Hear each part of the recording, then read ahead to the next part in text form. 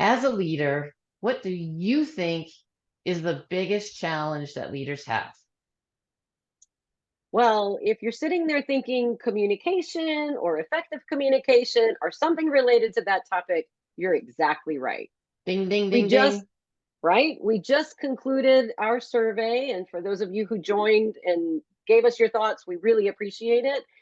And kind of as we expected, it was absolutely overwhelmingly true that communication seems to be the top challenge that leaders and members of teams, whether they're leaders or individual contributors, seem to face.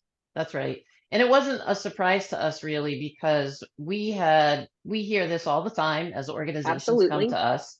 And we had already been starting to really look at how we are delivering learning sessions and all of the content that we had. And what we did was we reformatted it and we put it into what we hope are really easy to understand categories. And one of the first ones that we expanded on was communicate, don't alienate. And so what we have decided to do is a 6-part series, and we want to give you some kind of a little preview into each one of these 3 learning sessions. And we're going to start today with communicate with skill. Yeah. Yeah, I think that when it comes to communication, it really starts with the foundation. And the foundation has to do with what kind of skills are needed to be an effective communicator. And I think some skills come very naturally to some of us, and some skills we really work on. And it it's not right or wrong. It's just helpful to know. And so I think the reason that we wanted this first session to be focused around skills is because we think it's important to build that foundation. And so in the session, we really talk about the self awareness that comes with communication. What kind of communicator am I? What does come naturally? Where do I struggle? And so we created a little assessment, right? That's right. And just as you see on the screen here, really looking at the different aspects of you and your comfort as a leader, as a staff member, as a team member. And right, we start where we are. And so Yes, that's where we start this session, is really taking a kind and honest look at where are we strong and where maybe do we need to, have a little attention given. And so we absolutely. start with this. And then what, Stace?